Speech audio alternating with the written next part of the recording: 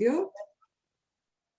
Como dijo ahora, nosotras nos conocimos en 2008 en un congreso que tuvo en la Residencia de Estudiantes de Madrid y en el Cormes para conmemorar los 70 años de la fundación de la Casa de España en México. Y me dice ella que hasta entonces, ahora voy a leer la presentación que ella me envió, hasta entonces me había ocupado sobre todo de la poesía del 27, Domenchina en particular, al que dediqué mi tesis doctoral y varias ediciones, y de la de Góngora, pues de pequeña tuve la suerte de tener como profesor en el instituto a un gongorista, Antonio Carreira, que me inoculó el virus gongorino. Le echa la mención de nuestro común maestro. A partir de 2009 empecé a ir a Córdoba en los veranos con la intención de conocer de primera mano y documentar en lo posible el entorno en que se desenvolvió Góngora. He estado haciéndolo en los archivos cordobeses y en otros hasta que comenzó la pandemia. Las reflexiones que quiero compartir con ustedes se fundan en buena medida en esa experiencia.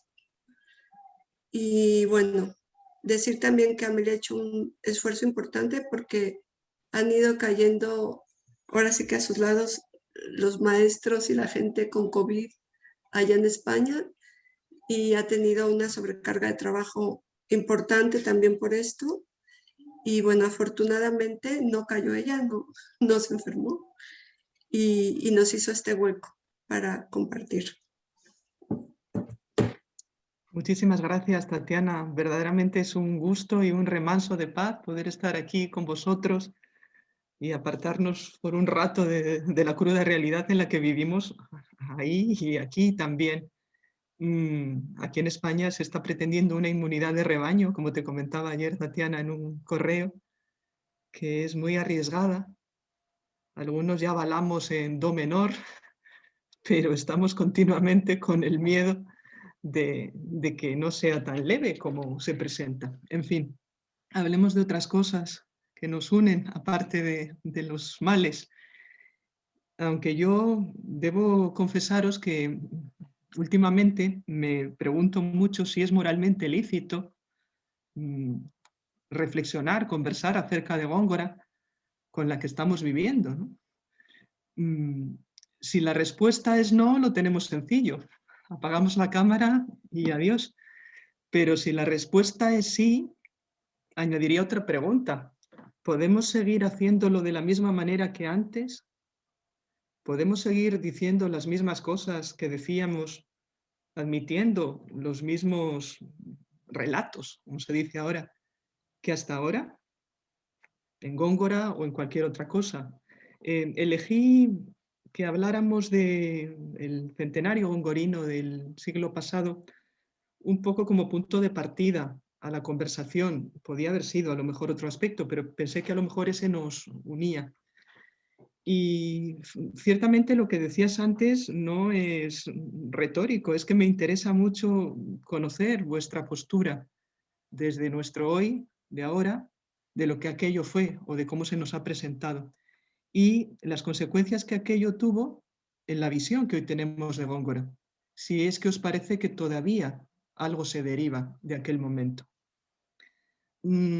Si os parece, como ha dicho Tatiana, voy a intentar presentar un poco, situar un poco la cuestión, pero a partir de ahí os ruego por favor que intervengáis y que me ayudéis porque son preguntas y dudas auténticas que tengo, que con Marta Lilia alguna vez las he compartido, aunque normalmente lo hacemos por escrito y espero que este otro registro oral sea mucho más cercano y más fácil en la comunicación, aunque no siempre lo es a partir de una pantalla. Cuando pensamos en el 27, y sobre todo en lo que fue el homenaje a Góngora en el 27, yo debo distinguir, en lo que es mi experiencia personal, entre lo que hace 30 años pensaba, oía, en la época en la que todavía estaba vigente en España la recuperación de los exiliados en México, la época en la que yo me dediqué sobre todo a Domenchina, y lo que ahora mismo se dice, se puede escuchar o yo misma pienso. Hay una diferencia muy, muy grande. Sé que ha habido un revisionismo en la academia fuerte acerca de lo que fue el centenario de Góngora, pero no me interesa tanto a lo mejor esa versión oficial como lo que nosotros en confianza y de forma franca y sincera podamos pensar. No sé si estaréis conmigo en que Góngora hoy es, a lo mejor en México la visión es otra, pero es un autor absolutamente distorsionado en la percepción que se pueda tener de él o ignorado, que suscita fundamentalmente o indiferencia o aversión, no precisamente simpatía. Me pregunto qué sería necesario para, desde nuestro hoy actual, poder llegar a entender lo que fue Góngora y si verdaderamente eso es posible.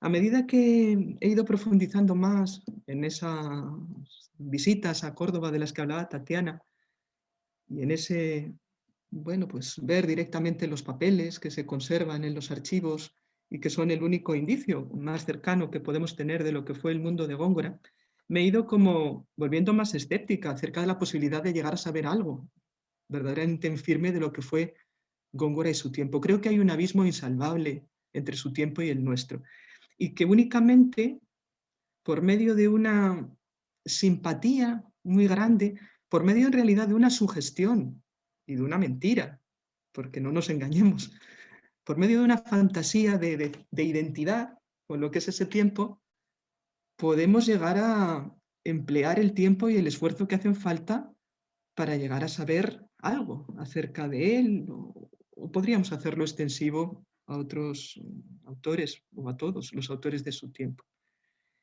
En esa distancia de siglos que tenemos con él, todos sabéis que hay un momento en el que se considera que se vuelve a Góngora, que se recupera Góngora, y que ese momento fue el centenario de 1927. Resumir lo que había sido de Góngora en los siglos anteriores no es fácil, pero básicamente lo que pasó fue que el tiempo hizo de las suyas. Se fue depositando sobre él una montaña de olvido, como siempre pasa, que ya desde el siglo XVII estuvo muy condicionada por esa pelea que existió entre los partidarios acérrimos de su poesía y los detractores, y creo que ya del propio XVII la poesía de Góngora salió hecha pedazos. Y creo yo que no fue tanto obra de sus adversarios como de sus devotos, que la devastaron, la trituraron. No me extraña que después en el 18 se produjeran esas dicotomías neoclásicas que en el fondo estaban ya sentadas en el 17. Y esas simplificaciones, en el momento en que se impone el buen gusto, el gusto francés, conceptismo, culteranismo, oscuridad, tinieblas, claridad, y ese tipo de cosas que llegan hasta hoy. Y que llegan hasta hoy, a pesar de Dámaso y de todo lo que en el siglo XX se hizo por desmontarlas. No me extraña que así fuera, pero desde luego creo que a finales del 17 y ya en el 18 habíamos perdido a Góngora. Ahí ya la pista de Góngora se había ya desvanecido. Después en el 19 la situación no mejora. Creo que al revés, que se va radicalizando más. La simpatía, por ejemplo, que le tiene Quintana en los años 20, 30, un poco de gusto, no sé, casi romántico, prerromántico, ¿no? Por aquello de lo popular, pesa muchísimo menos que el dictamen de don Marcelino, de Menéndez Pelayo, ya en los años 80, que es el que acaba por fulminar la posible, no sé, simpatía hacia Góngora o la sintonía con Góngora. Recordad en la historia de las ideas estéticas, con esos juicios pues, tan inteligentes muchas veces, pero tan injustos también y sobre todo tan influyentes, don Marcelino califica de execrable a Góngora y fundamentalmente porque no es un romántico. Es decir, porque la suya es una poesía sin ideas, dice don Marcelino, pero también sin sentimientos, sin alma, porque Góngora es capaz de escribir un largo poema sin decir nada, dice don Marcelino, y ese es el punto de partida, creo yo, de lo que luego va a ocurrir en el siglo XX y fundamentalmente en la generación del 27, por reacción al dictamen de don Marcelino.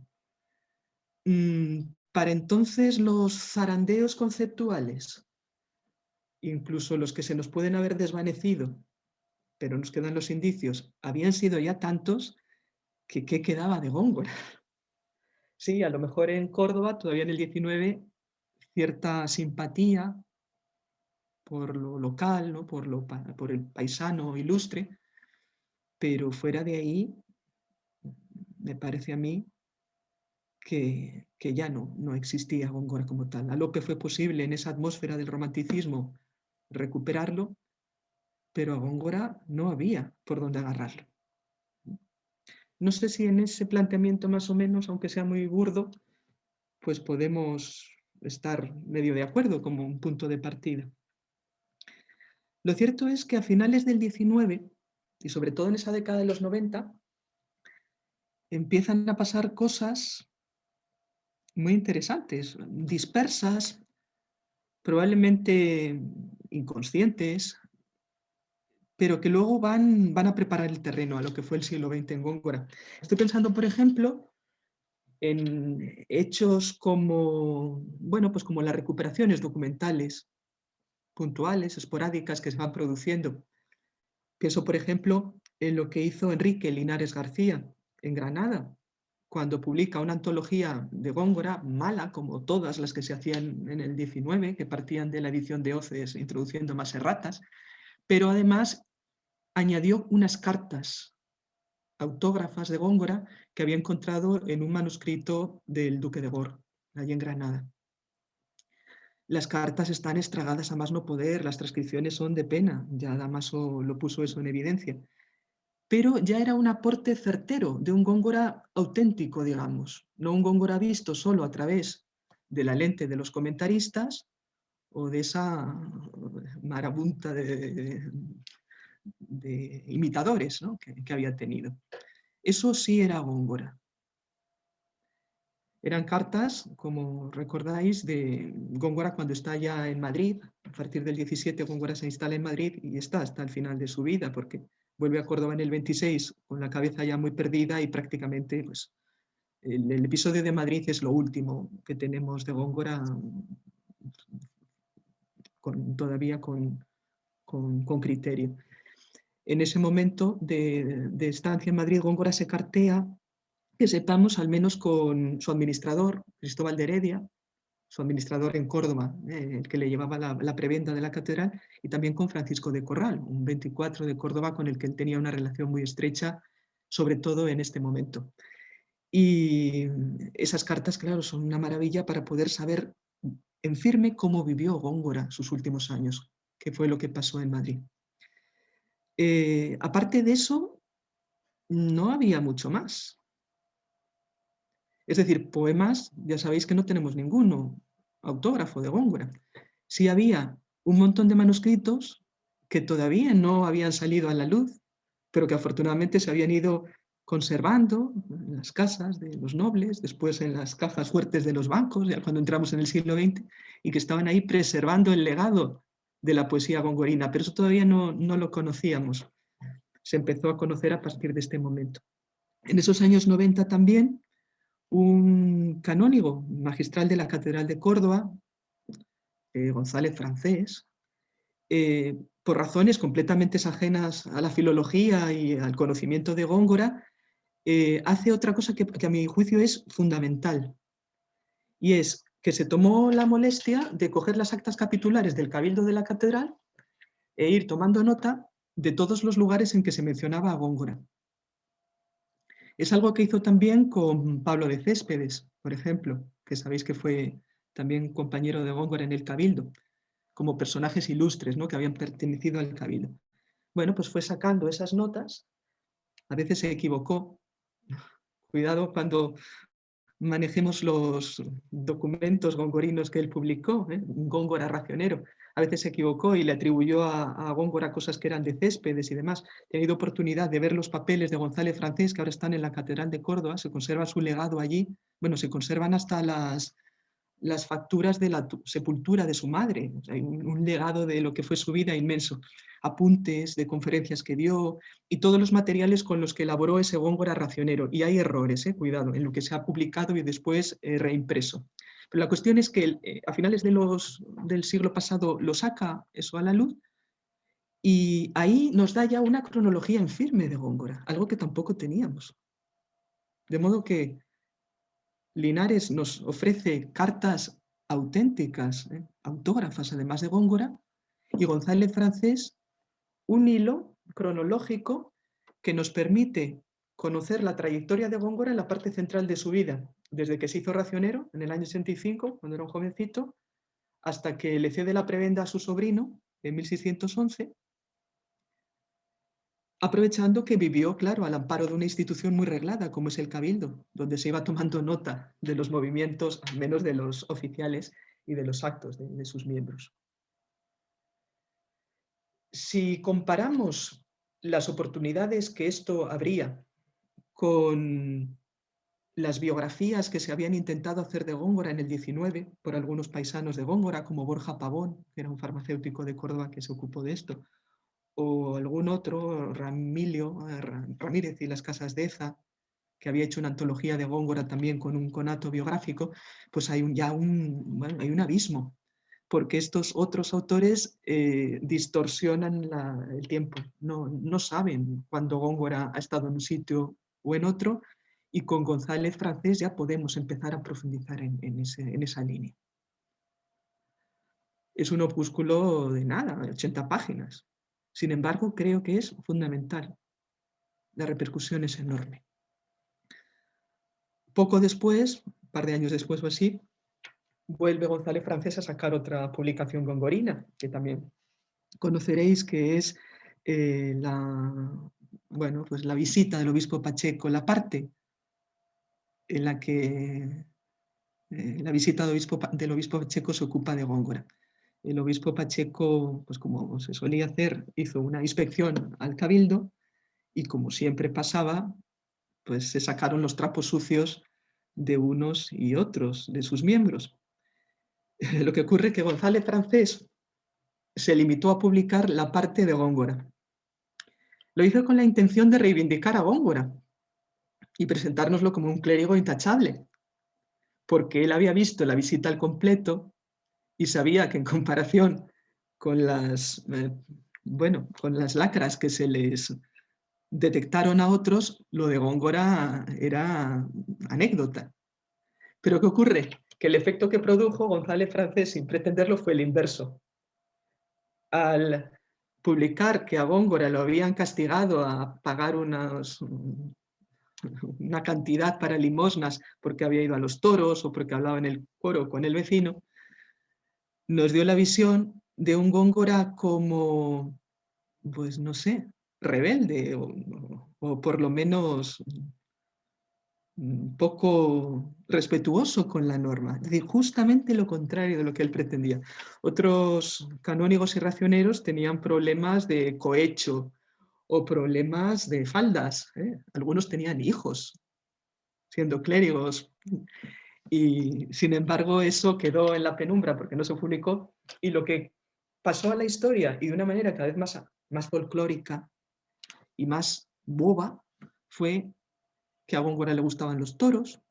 Luego se volvió a publicar la visita al obispo Pacheco en los años 20 del siglo XX poniendo el acento en esto, o que Góngora pues era muy díscolo. O sea, ahí se empieza a fraguar una visión boba de Góngora, que es la que llega a los libros de texto en España hoy. Y si tuviéramos ocasión en algún momento, si no es ahora, en otro momento me gustaría que habláramos de eso, de lo que se dice de Góngora a los escolares de 15 años hoy en España. Es decir, a todo el mundo, porque todo el mundo tiene que pasar por esa enseñanza que todavía es obligatoria. Y esa es la visión que les queda de Góngora. Son chascarrillos absolutas bobadas. Ese es el Góngora de hoy, después de un siglo maravilloso de gongorismo como es el siglo XX. La cuestión, como digo, es que se iban dando estos pasos que iban suponiendo aportaciones de un positivismo muy ligerito y muy tardío, pero bueno, que de alguna manera daban como una especie de hilo conductor a la posibilidad de contar con fundamento la vida de Góngora y por tanto también su obra. Llega 1900 y esa es la fecha, como bien sabéis, pues estrella. Es el momento en el que Fulché del Bosque en la Revue Hispanique publica, da a conocer primero no solo el manuscrito Chacón, nada menos que Chacón, sino también los manuscritos maravillosos que están en la Lázaro Galdiano, aquí en Madrid, en la Fundación Lázaro, que son el Estrada y el Iriarte, el Estrada propiedad de él. Códices de los íntegri, de los que tiene la poesía de Góngora al completo, con una letra de pendolista preciosa y que frente a las ediciones impresas que habían ido circulando nos daban un Góngora cercano a la que fue su difusión primera, la manuscrita, y con una belleza, una calidad, pues maravillosas. Claro, Chacón, como bien sabéis, tenía además,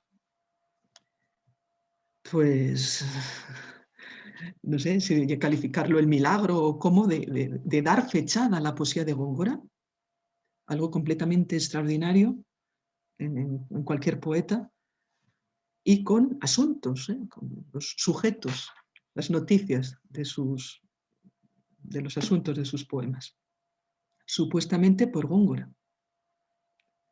Esto es el propio manuscrito Chacón el que lo dice. Eso va a determinar de una forma definitiva la trayectoria de los estudios gongorinos en el siglo XX, porque Fulché se da cuenta de que no solo debe dar noticia de ese códice, sino que tiene que transcribirlo, tiene que publicarlo, porque eso va a ser el corpus de la poesía de Góngora, poemas que habían pasado por la supervisión, supuestamente, del autor en los últimos años de su vida y que, por tanto, podíamos tener un criterio firme sobre si eran auténticos o no, sobre los años en que los había escrito y sobre cuáles eran los destinatarios de sus poemas, especialmente en aquellos que eran circunstanciales y más difíciles de descifrar. Ahí empieza la filología gongorina. En esa tarea de publicar el manuscrito Chacón, como sabéis, es fundamental para Fulché la ayuda que le proporciona Alfonso Reyes, sobre todo en el momento en que estalla la Guerra Mundial y Fulché se queda aislado en París. Él había hecho una primera copia del manuscrito Chacón, pero cuando se propone publicarlo necesitaba cotejar esa copia que él tenía con los originales del manuscrito que están y estaban entonces en la Biblioteca Nacional aquí en Madrid, y es la época en la que Reyes está en Madrid. Reyes es los pies y las manos de Fulché para cotejar el manuscrito Chacón. Intentan publicarlo en Madrid, hubo un intento, si ahora no recuerdo mal, anterior en Francia. La cuestión es que se frustran esas publicaciones y la obra acaba saliendo en Nueva York, y bastante tarde, en el año 21. Tarde en relación al momento en que habían empezado a trabajar en ella Reyes y Fulché y a ir elaborando pues esa edición. Una edición que es fiel a Chacón, fiel incluso en cuestiones editoriales, la puntuación y demás.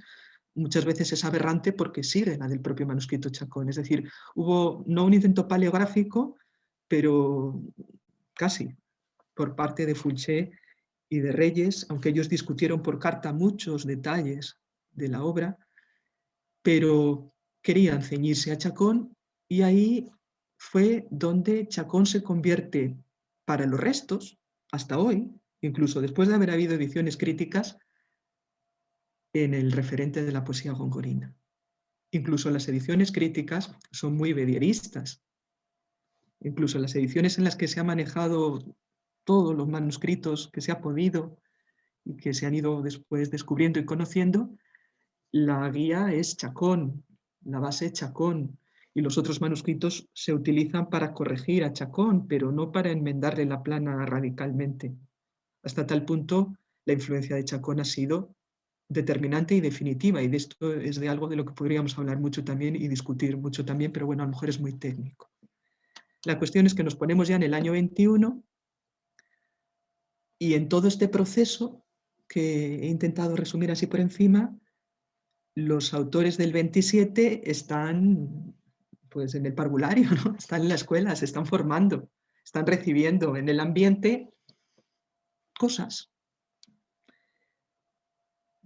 de parte de una generación, la del 98, la de Unamuno, la del propio don Marcelino, la del propio Menéndez Pidal, que es completamente ciega a Góngora.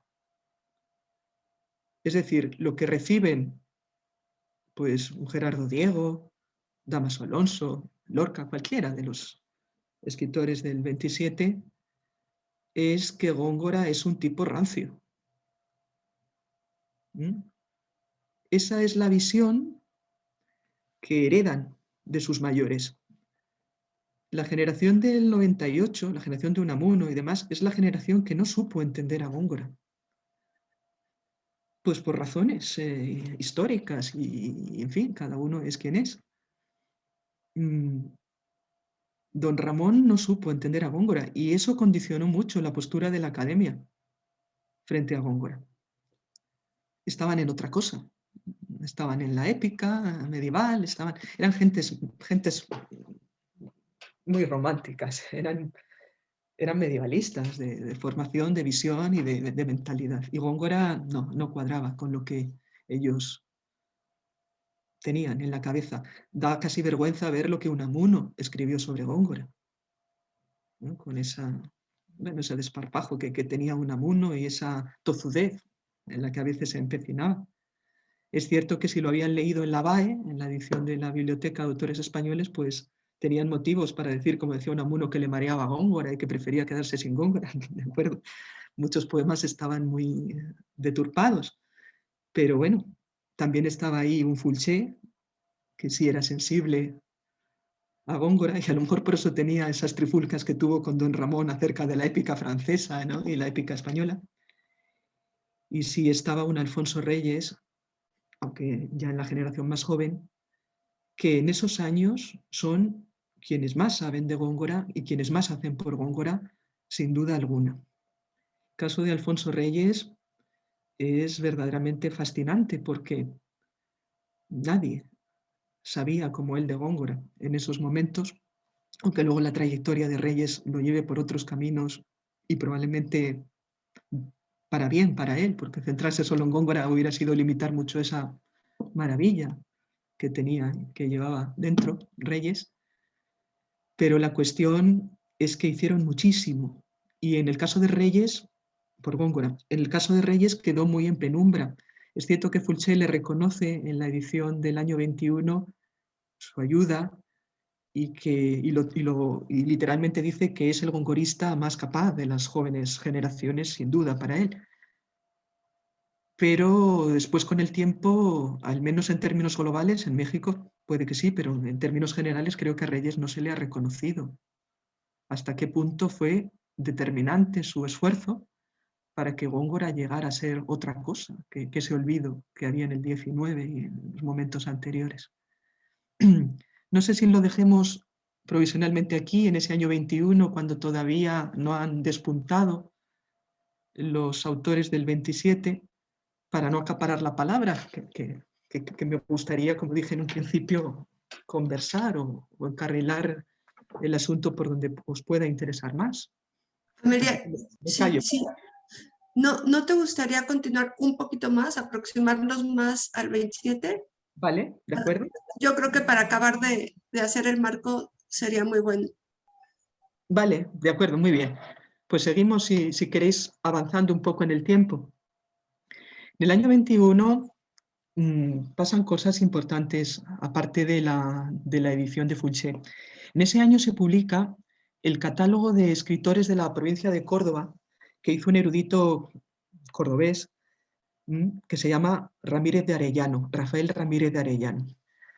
Rafael Ramírez de Arellano era un hombre de la generación de don Marcelino, realmente casi era coetáneo de don Marcelino. Un hombre nacido en los 50, que se había pasado toda su vida desde crío metido en los archivos de Córdoba, los archivos parroquiales, el archivo de protocolos y demás. Y que se dedicó a sacar las noticias de sus paisanos ilustres, no solo en el caso de Góngora, como le había pasado a González Francés en la catedral, sino de todos, y tenía mucho, desde luego, donde tirar. Sus transcripciones a veces también son un poco alocadas, hay que entender que empezó demasiado joven y que las fichas las fue haciendo a lo largo de épocas en las que sabía más o menos, fue aprendiendo por el camino. La cosa es que hizo una aportación documental importantísima también para Góngora, porque reunió muchas escrituras notariales de los protocolos de Córdoba, de hechos verdaderos que le sucedieron a Góngora y a sus familiares. Hay que tener en cuenta que Góngora se pasó la mayor parte de su vida en Córdoba y que por tanto la pista sobre todo hay que seguírsela allí. No es como Cervantes, que te puedes encontrar un documento de Cervantes en cualquier pueblo de Andalucía porque anduvo por todas partes o donde sea. En el caso de Góngora están muy localizados los focos donde puedes encontrar documentación. Y Ramírez de Arellano hizo un primer rastreo muy, muy importante que salió póstumamente. El pobre don Rafael muere en el 20, no vio publicar su libro. En las últimas cartas que tiene se lamenta de que se va a morir sin verlo y la cuestión es que se murió sin verlo. Salió póstumo su obra, tocho, monumental, que además, si os interesa, lo podéis consultar en red. Ahora ya está digitalizado y es una fuente muy buena. Bueno, pues sale en el año 21 y entonces da a conocer también, ahí don Rafael, una serie de documentos muy, muy, muy importantes. Repito lo que decía antes, para poder establecer en firme lo que fue la cronología de la vida de Góngora y por tanto no decir disparates. La ficha de Góngora en realidad la había redactado mucho antes. La había redactado en 1900, justamente en el momento este en que se da a conocer el manuscrito Chacón, porque, claro, el trabajo le llevó mucho tiempo. Y la ficha de Góngora la fecha él mismo de una manera curiosa, porque dice, "Oh, esta mañana enterramos al magistral González Francés". O sea, se van uniendo unos hechos con otros. El día que he terminado de redactar la ficha de Góngora, resulta que acabamos de enterrar al magistral.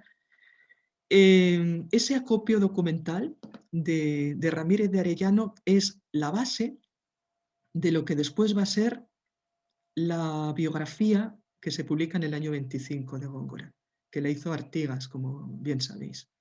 ¿No? De modo que es muy importante este otro suceso del año 21. Artigas, en el año 21, estaba en Santander, era el director de la Biblioteca Menéndez Pelayo, donde hay algunos códices gongorinos muy buenos. Y él estaba catalogando manuscritos. Recordemos que Artigas es discípulo directo de don Marcelino. Esto hay que tenerlo presente también. Marcelino Menéndez Pelayo es cántabro. Bueno, está catalogando los manuscritos y queda prendado, dice él, de la poesía de Góngora. El furibundo don Marcelino da luz a un discípulo que se queda prendado por la poesía de Góngora y decide hacer su biografía. Año 21. Eso es entusiasmo. Pero claro, la va a hacer desde Santander, luego él estuvo en Madrid, la va a hacer desde lugares donde no hay documentos gongorinos. Su fuente es sobre todo las cartas que hemos mencionado antes de Linares y los documentos de don Rafael Ramírez de Arellano. Esa es la fuente que utiliza Artigas. Básicamente es eso.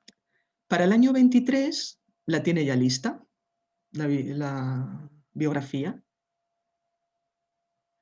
y la presenta a un premio en la Academia de la Lengua y lo gana el premio.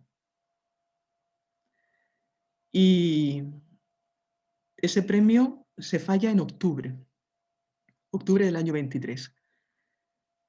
En el mismo momento, en ese mismo octubre, en Córdoba empieza a plantearse la posibilidad de celebrar a Góngora cuando llegue el centenario. Córdoba se anticipó a todo el mundo en la voluntad de conmemorar a su paisano. Ya desde octubre del año 23, la Real Academia de Córdoba empieza los preparativos del centenario. La intención que tenían en Córdoba, en la Academia, era la de hacer unos actos que no se limitaran a lo local. Querían darle la mayor repercusión nacional y en lo que pudieran, incluso fuera, pero al menos en el marco nacional. Entonces le encomiendan a 3 académicos que se encarguen de esos preparativos, y uno de ellos es don José de la Torre y del Cerro, que era un archivero, como lo era Artigas. Los dos pertenecían al cuerpo de archiveros del Estado. Don José de la Torre era archivero de Hacienda y estaba destinado en Córdoba entonces. Y viendo que iban a organizar un centenario de Góngora pues, con mucha intensidad en la Academia, como don José era un loco también de los archivos, se pone a buscar documentos de Góngora.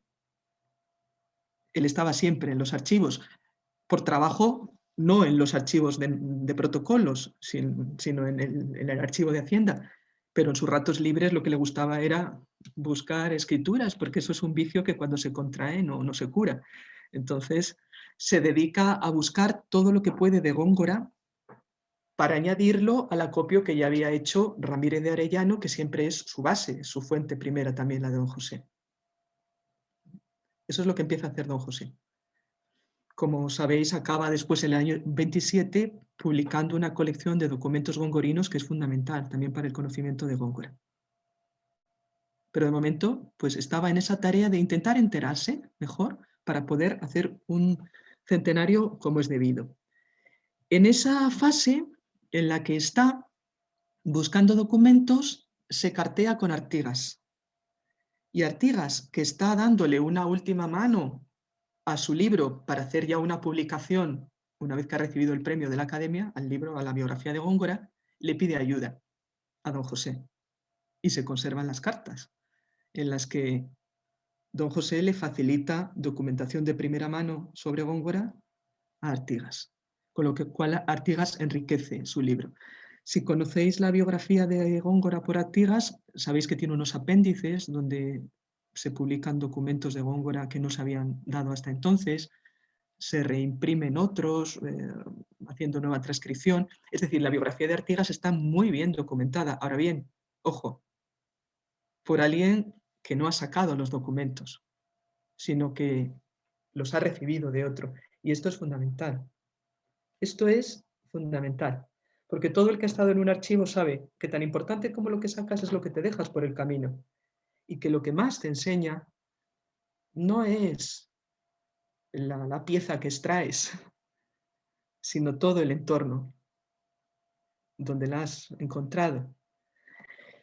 Y creo que esa es la razón de que la biografía de Artigas sea una obra que se sigue considerando en el gongorismo vigente, entre otras cosas porque no ha habido después otra vida de Góngora que se haya hecho completa como la suya, como la de Artigas. Creo que la razón de que se siga considerando vigente es que tiene una apariencia de honradez intelectual, que no corresponde al conocimiento real que Artigas tenía de Góngora. A Artigas le tengo una simpatía enorme, creo que era un hombre honesto, básicamente, pero creo que no sabía mucho de Góngora. Y sin embargo, su biografía nos puede dar a entender que sí, y es porque está muy bien documentada. Esto puede pasar, y de hecho con Góngora es lo que ha pasado. Ha escrito la vida de Góngora alguien que no sabía ni de su poesía mucho, y de su vida menos. Quien mejor lo dijo, creo que fue Spinoza Maeso, el helenista. Spinoza Maeso se pasó su vida en Salamanca, y también era un drogado del archivo. Se conocía los archivos salmantinos como su palma de la mano. Y en un artículo que escribió rectificando el capítulo donde Artigas explicaba la estancia de Góngora en Salamanca, con mucha prudencia lo dice, es muy mejorable, a lo mejor podía haber conocido un poquito mejor lo que era Salamanca. Pues eso creo que es extensible también a los otros capítulos de la biografía de Artigas. Y es que hacer una vida es muy difícil, casi tanto como vivirla. Y en el caso de un autor que encima es tan alejado de nuestro mundo, de nuestra mentalidad, de nuestros usos, pues es casi una tarea imposible. En Góngora, que no tuvo una vida muy movida, sino muy monocorde, para poder llegar a decir algo en firme, hay que saber lo que era un cabildo eclesiástico, con su funcionamiento interno. Y hay que saberlo desde un mundo como el nuestro, básicamente anticlerical, donde ya eso de entrada puede suscitar rechazo. Hay que saber lo que era un noble en el siglo XVI, XVII, y no es tan fácil. Hay que saber cómo funcionaba el Tribunal de la Inquisición, en el que el padre de Góngora fue juez de bienes y que condicionó la vida de Góngora de forma directa. Hay que saber lo que era un 24 y cómo funcionaba un municipio, un ayuntamiento, con el poder inmenso que tenían local.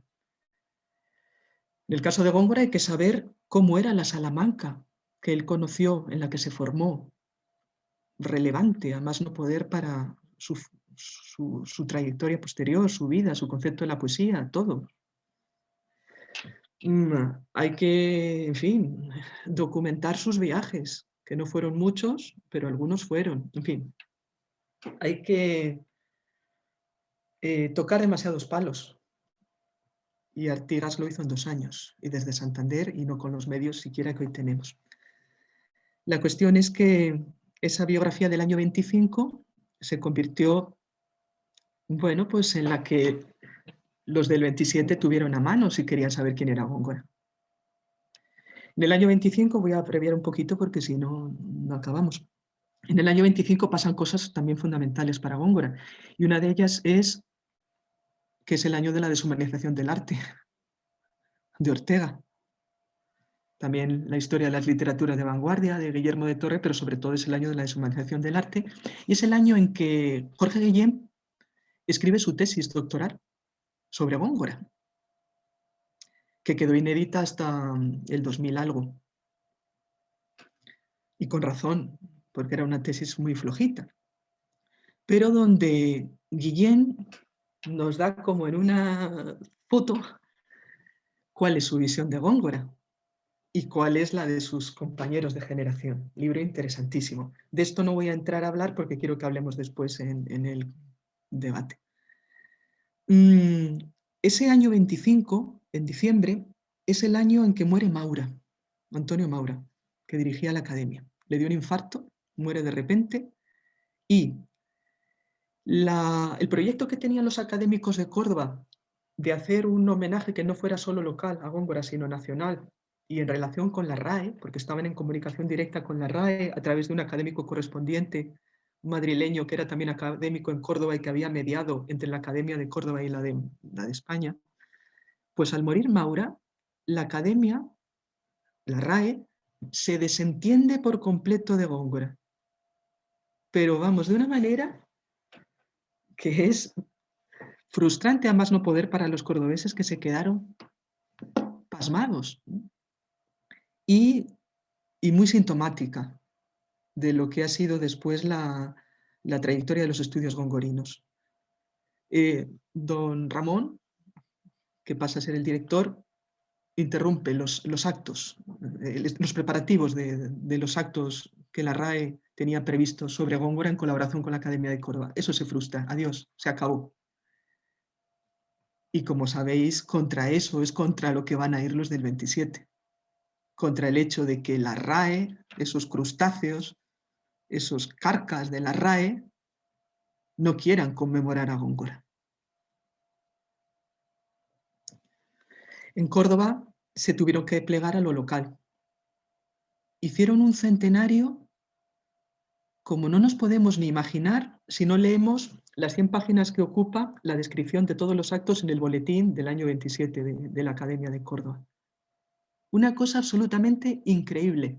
La fama se la ha llevado la reunión en el Ateneo de Sevilla, la fama se la han llevado pues, los autores del 27, los gamberros que se fueron a orinar en los muros de Sarrae que no conmemoraba a Góngora, ¿no? ¿Recordáis la anécdota que contó?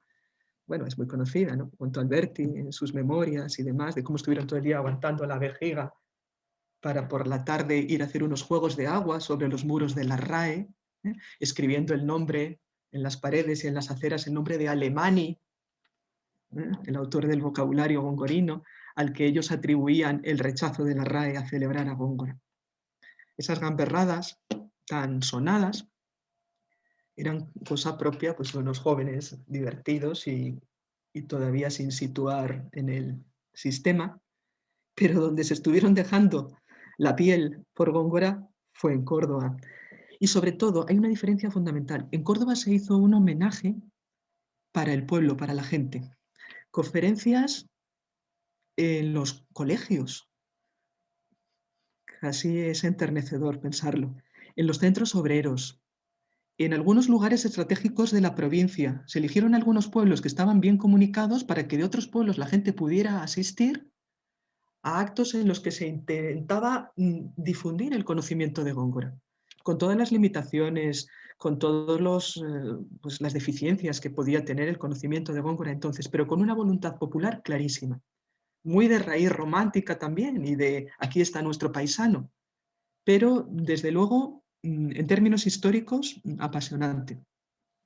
Se organizó una biblioteca gongorina, algunos de los proyectos después quedaron frustrados, un himno a Góngora, monedas con su efigie, se imprimieron montones de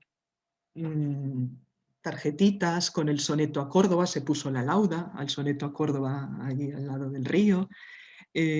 Algunas de esas tarjetas con el retrato de Velázquez, de Góngora y demás todavía se encuentran a veces en los anticuarios. En fin, que hubo un despliegue enorme, pero que se quedó restringido al ámbito local. Invitaron también a dar conferencias a gentes de fuera, importantes, ¿no? Estuvieron allí en Córdoba hablando sobre Góngora, pero luego eso no ha pasado a la historia, o no, desde luego con la dimensión que se ha dado al acto del Ateneo de Sevilla y demás.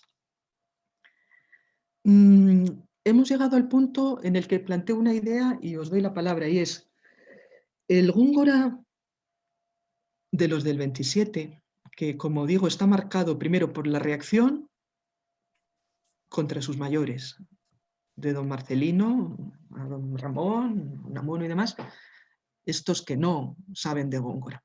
Ese Góngora moderno que ellos nos presentan, ¿de dónde viene?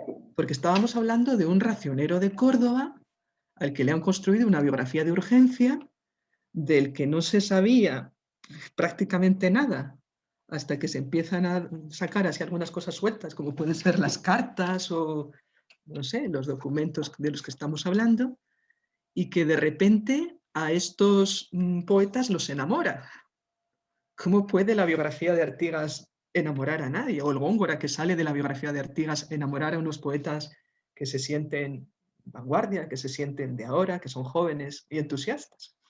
Bueno, sabéis que Dámaso Alonso es el que ha contado, ¿no?, la historia de la recuperación a Góngora en algún trabajo suyo.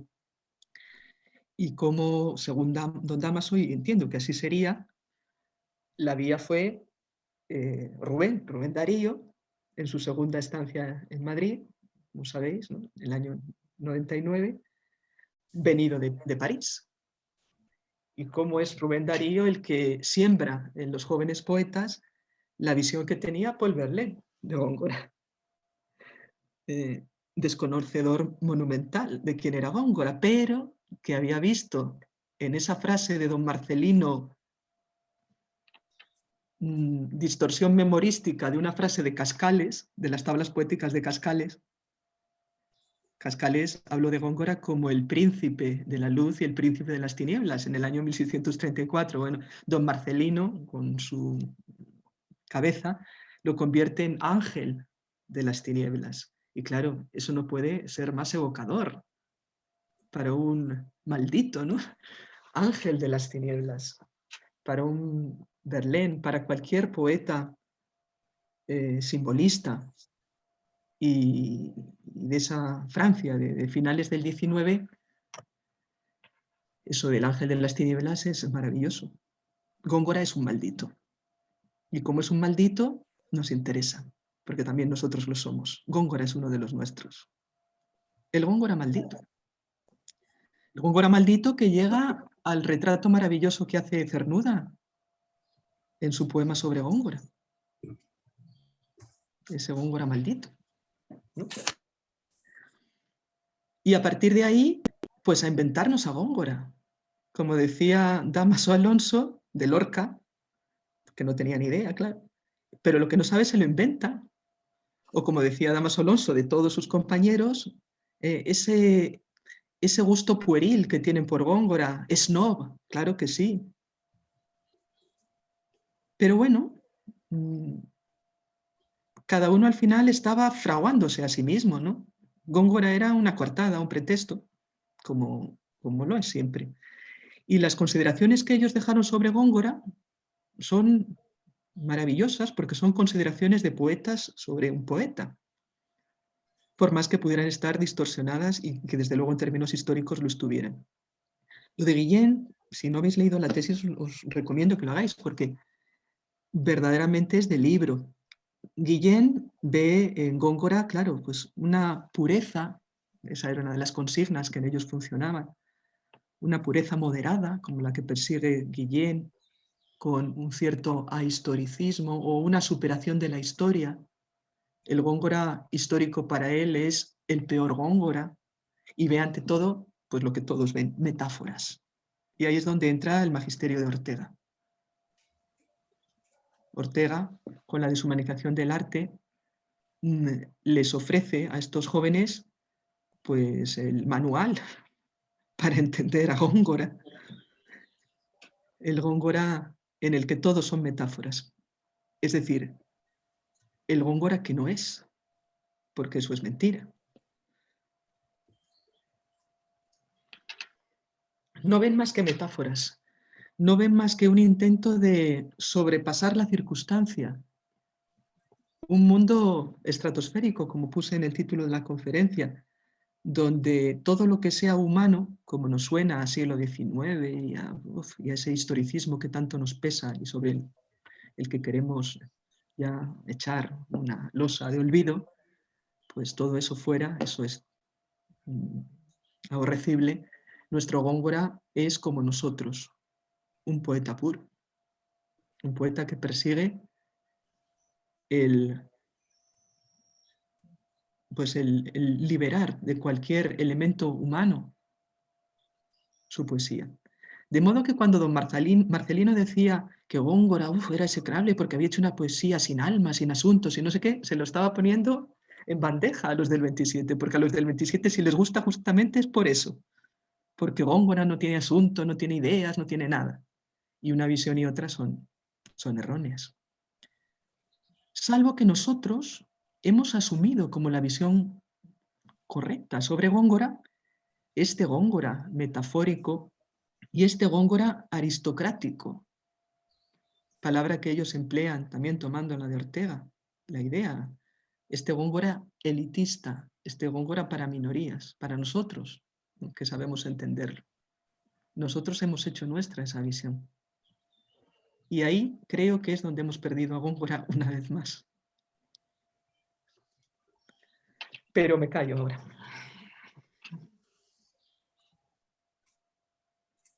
Gracias, Amelia. Gracias. Bueno, mientras te escuchaba, me acordaba de estos relatos de las excavaciones más o menos recientes, de mediados del siglo pasado, donde se descubren las tablillas cuneiformes y de pronto sabemos que había un tesoro ahí, el poema de Gilgamesh escondido durante siglos del que no supimos nada. Y a la hora de escucharte, pienso como que eso poco a poco se fue produciendo en relación con Góngora de forma muy cuidadosa en distintas etapas. Y bueno, da la impresión, con lo que dijiste al final, que efectivamente todo ese esfuerzo de excavación hecho por filólogos y estudiosos, de pronto vuelve a ser como intervenido o obstaculizado con esta explosión gongorista del 27, ¿no? Lo cual es como muy paradójico, ¿no? Y Sí, creo que sí, efectivamente, estoy completamente de acuerdo. Creo que el reflexionar sobre la historia de una disciplina clarifica mucho de lo que somos, de lo que hacemos. El plantearnos cómo han sido, ¿no? Los estudios gongorinos nos ilustran mucho acerca del góngora que tenemos. Y en realidad yo parto de un problema, y es que creo que no tenemos un buen góngora hoy, que no tenemos un buen conocimiento de góngora, a pesar de todo ello, a pesar de todo lo que se va a hacer después, del año 27 hasta hoy, que ya ha pasado un siglo. Es decir, yo parto de una realidad problemática, no del triunfalismo de, oh, manuscrito Chacón, qué bien, ya sabemos quién es Góngora y a partir de ahora el gongorismo va a coger una fuerza enorme, que es lo que ha ocurrido, el gongorismo como estudios gongorinos. Entonces, parto del problema que os decía antes de lo que ponen los libros de texto que lee la gente normal, en lo que ellos se forman, en lo que se les transmite, y de esa disociación tremenda que hay entre el gongorismo que se hace en la élite, en los estudios académicos, y lo que luego se puede seguir hoy sabiendo a pesar de las ediciones publicadas o a pesar de todo, y de la idea, en definitiva, que hay hoy de Góngora, que es de un conocimiento supino, desconocimiento supino, y también de una antipatía muy grande. Y yo creo que es precisamente porque no se ha contado bien quién era Góngora. Es decir, que el eliminar ese Góngora de la circunstancia histórica, aunque a los del 27 les pudiera parecer que era dar un Góngora mucho más interesante para ellos, me temo que no lo es. A mí me interesa mucho el Cántico de Guillén o me interesa mucho cualquiera de las obras de ellos. Pero la visión que dan sobre Góngora, incluso la conferencia de Lorca, que tan bonita es eso, bueno, tiene un interés histórico, creo, desde la perspectiva actual, pero desde luego no es ese Góngora, o el Góngora que yo puedo ir vislumbrando en lo que voy aprendiendo de él.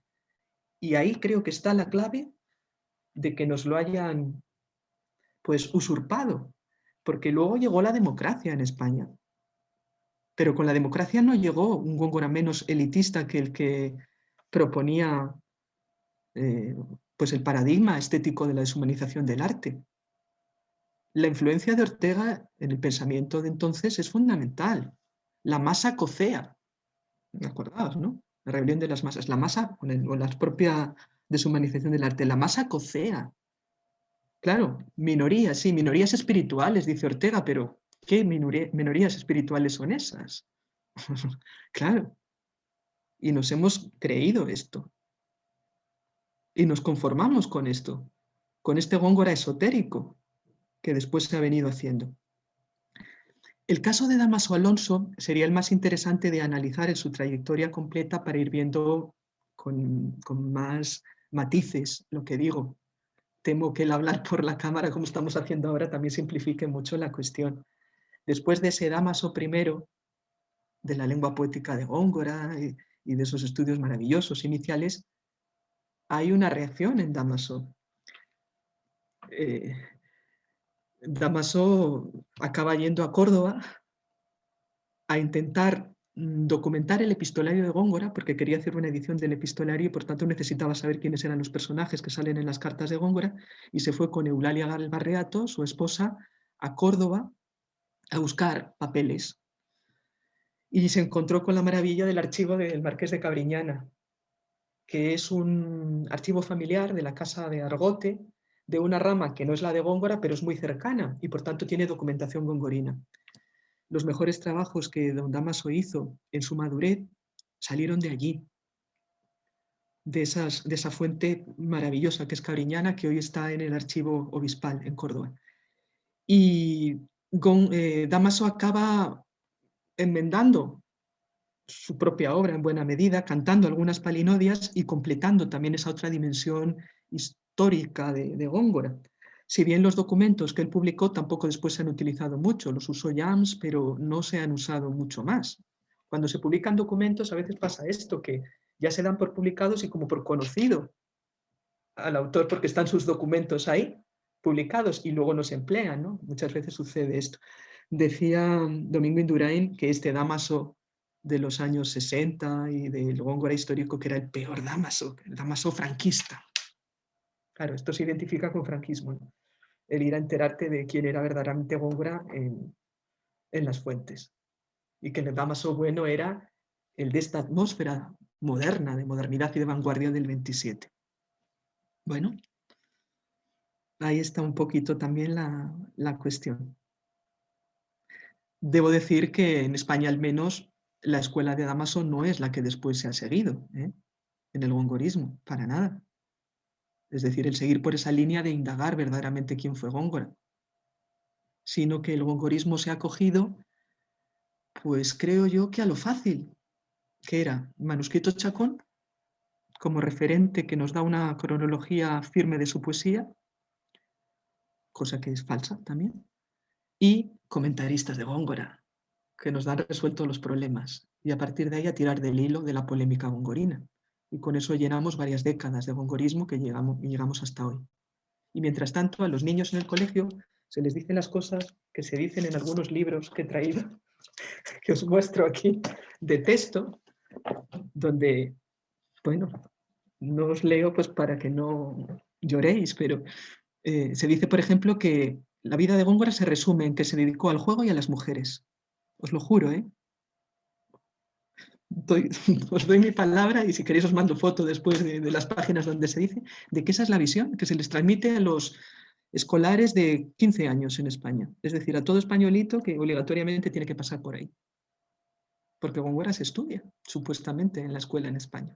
Pero eso es lo que se les dice. Y cosas de ese estilo. De modo que esto es lo que hay.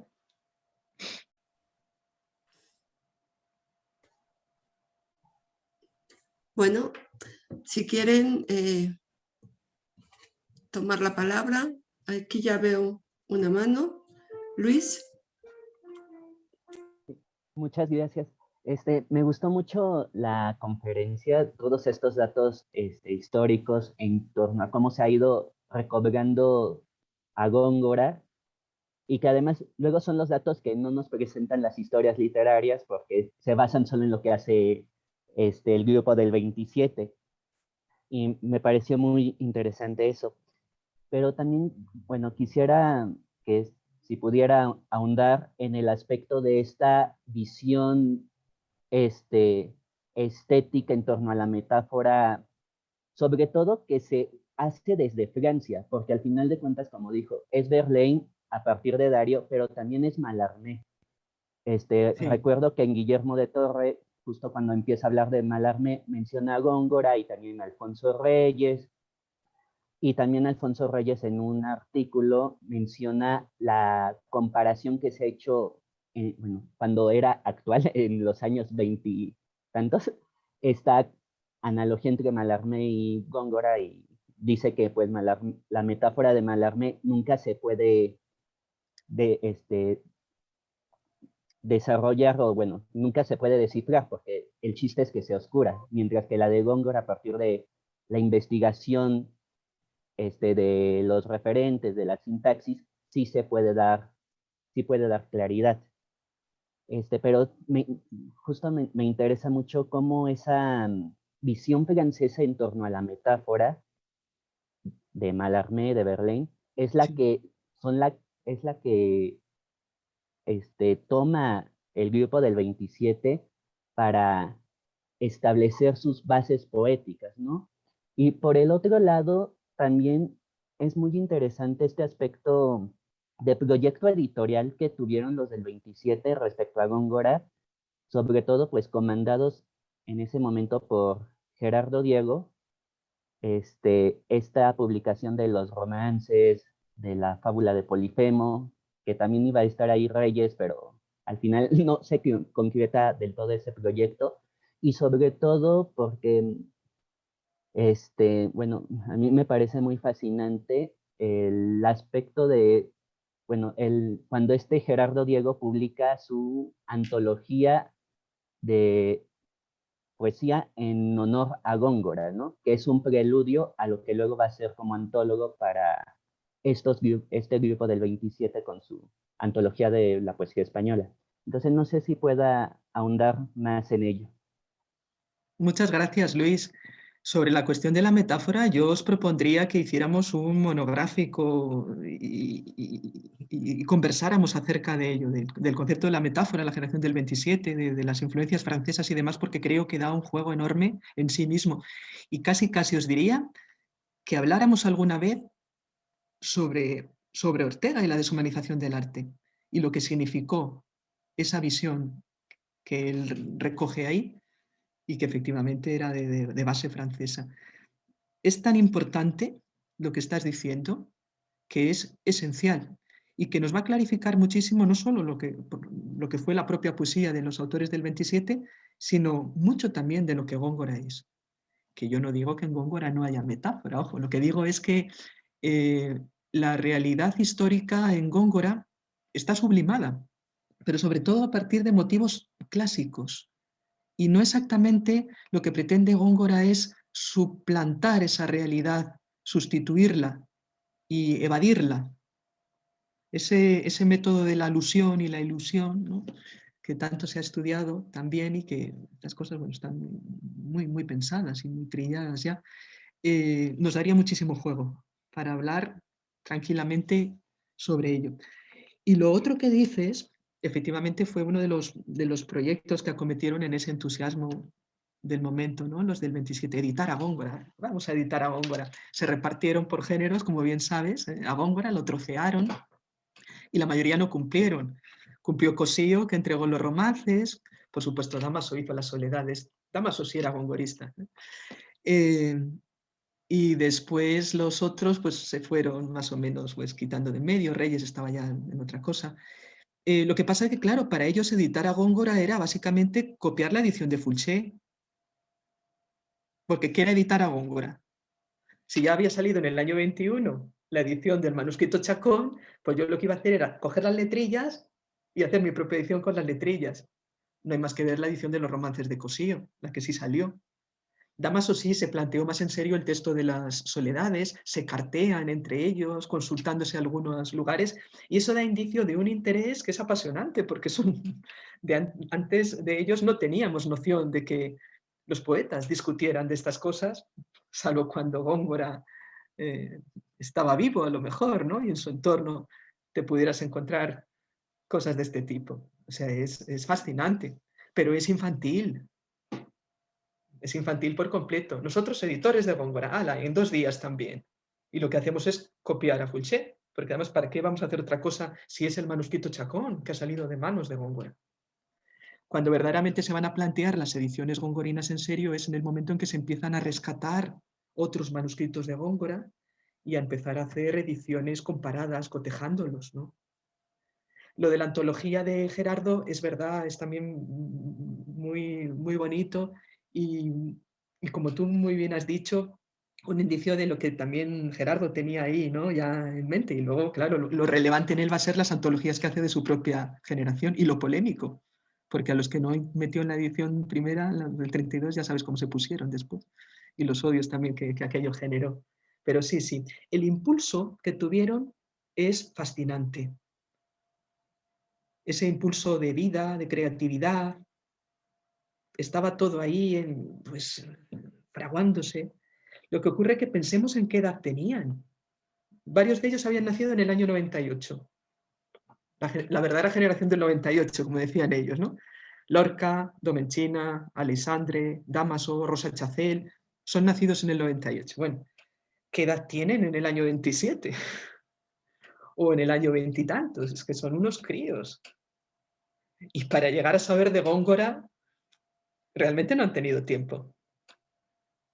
De modo que, como impulso apasionante, como iniciativa, pero ojo, siempre y cuando nosotros ahora no nos lo vayamos a creer, como se ha hecho, porque el discurso triunfalista que yo he recibido cuando era estudiante y demás es la conmemoración de Góngora, Sevilla, no sé qué.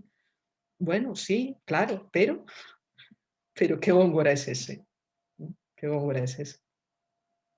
Muchas gracias, Luis. ¿A qué te dedicas? Yo apenas acabé la maestría en letras españolas y me dedico a investigar cuestiones de antologías españolas principalmente.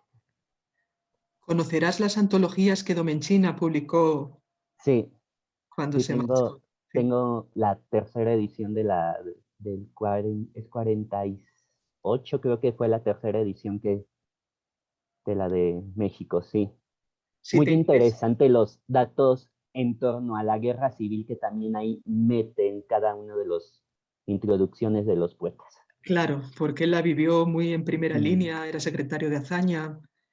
Si te interesa concretamente esa visión que tiene de la guerra, no dejes de leer Pasión y Muerte de la República Española, que a lo mejor no puedas acceder a ello con facilidad porque salió en un periódico ahí, en Hoy, pero es muy difícil de localizar. Yo te puedo facilitar, si quieres, el texto, ¿no? Que está inédito, pero te lo puedo proporcionar. Y para documentar la antología de Domenchina, la fuente fundamental es su epistolario, porque se carteó con medio mundo aquí en España cuando estaba haciendo la edición. Entonces tienes ahí un arsenal de información y de las relaciones que había entre los poetas ya más jóvenes y él enormes. Y además ten presente que como Domenchina había sido Gerardo Rivera mientras estuvo en España, es decir, el crítico más lenguaraz y temido que había, el alter ego de Juan Ramón, pues esa antología que saca después no es inocente, ni se va a recibir de forma inocente, claro. Muy interesante todo ese mundo, mucho, mucho. Y hay mucho que decir todavía sobre cómo se fueron elaborando. Y hay mucho que repensar, porque te digo lo mismo que estamos hablando con Góngora, los discursos ya recibidos a lo mejor no nos valen y hay que hacer otros análisis con otros elementos, con otras fuentes y con otra perspectiva ya distinta, ¿no? Muy bien. ¿Quiere continuar con una pregunta, Juan? Hola, buenas. Muy interesante y felicidades por la conferencia, muy interesante, me ha encantado. Yo estoy trabajando ahora un poco, yo trabajé estoy ahora con contemporánea, pero también siempre trabajé con Gracián. Y ahora estoy preparando justo uno de Góngora en agudeza y arte de ingenio.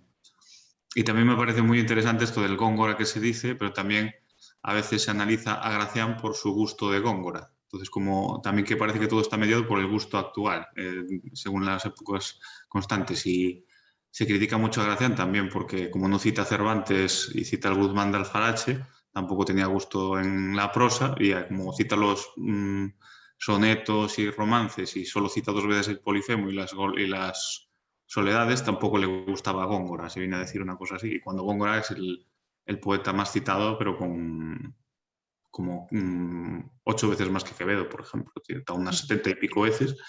Entonces eso, que me llama mucho esa atención, esa constante condicionamiento crítico también de la parcela que le interesa más de un poeta, es la que marca el resto, también según las épocas. Que decías, Menéndez Pelayo también decía ese ángel de las tinieblas, pero el ángel de la luz era el de los romances. Entonces, ese sí que lo alababa. Entonces, y también ahora tenemos ese Góngora del Polifemo y las Soledades, pero no, el de los romances, aunque ha habido reivindicaciones como Carreira, pero que tampoco ahora apenas estudia, ni de las letrillas, que Cosillo sí que reivindicaba de vez en cuando, por ejemplo.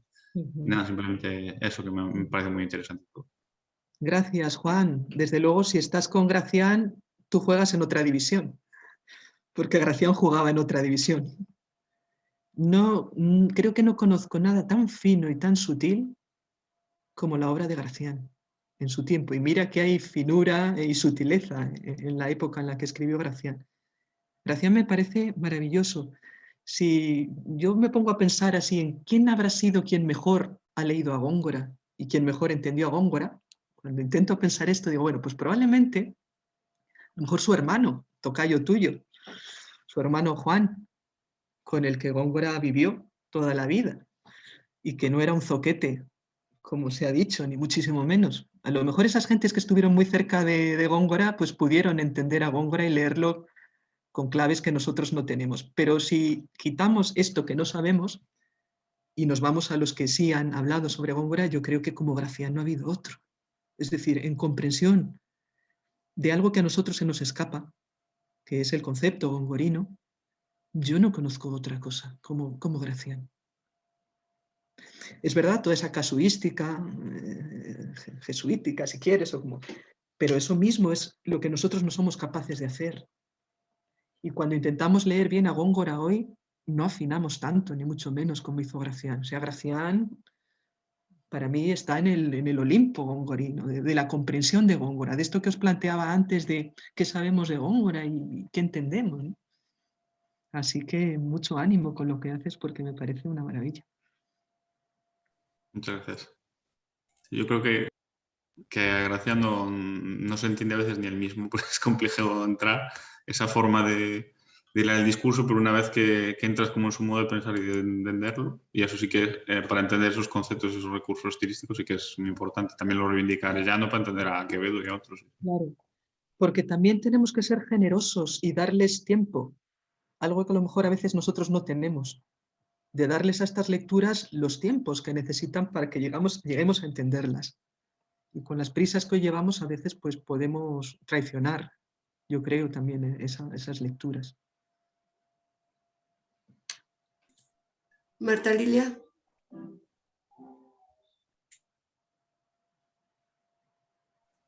Gracias, Tatiana, gracias, Amelia. Muy interesante el recorrido, y justo tú sabes en qué estoy ahorita, hablando de que Góngora nos dejó ya, entonces fue sumamente sugerente todo lo que dijiste. Lástima que yo no lo digo tan bien como lo dices tú, pero por ahí voy, pero yo más bien me refiero a los gongoristas actuales. Pero bueno, gracias y voy a tener que replantear muchas cosas. Mañana me espera una madrugada desde las 5, otra vez volviendo a escribir. Pero quería decirle a Luis, porque yo en otra cosa que hice, traté un poco de ver la reacción, las razones de los poetas del 27 en relación con Góngora. Y me fue muy útil un artículo de José Lara Garrido que se llama Adiós al Góngora del 27, donde los pone pintos y parejos y les dice que, pues bueno, están defendiendo una agenda poética y por lo tanto defienden un poeta que según ellos es Góngora, ¿no? Me fue muy útil también para entender el repudio de Borges a Góngora en ese momento. Pues no está repudiando a Góngora, está repudiando todo el boato de la celebración del 27. Pero bueno, en su libro te lo quería decir, de poesía española, ensayo de límites y estilísticas, hay unos como textitos chiquitos sobre Góngora y ahí rectifica muy bonito, con mucha autenticidad, Amos Alonso, y ahí habla, dice, bueno, pues en esa época teníamos que gritar y era como una resistencia así, y esto, y dice, y por supuesto que Góngora no tiene nada que ver con Mallarmé, ni con Verlaine, ni nada, ahora lo entiendo, pero en ese momento, y ahí lo aclara muy bien, aquí lo tengo porque lo cité en otra cosa que estoy haciendo, en ese libro, en la página 311, nada más te lo quería decir porque es el mismo el que dice, pues sí, es que pues andábamos en otra cosa, era el momento y teníamos que gritar y hacer berrinche y hacernos oír y demás, pero ahora, por ejemplo, dice, ahora,